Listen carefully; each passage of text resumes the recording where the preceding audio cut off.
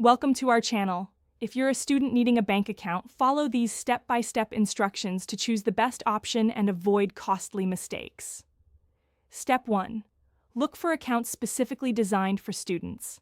Many banks offer accounts with no monthly fees, no minimum balance, and other benefits for students. Step 2. Verify age requirements for student accounts. Some banks offer student accounts to anyone enrolled in college, while others have age restrictions typically up to 24 years old. Step 3. Confirm what documentation you'll need to prove student status. Bring your student ID, acceptance letter, or class schedule to qualify for student account benefits. Step 4. Compare overdraft policies carefully before choosing a bank.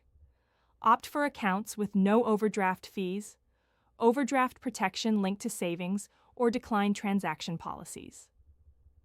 Step 5. Look for accounts offering fee-free ATM access nationwide.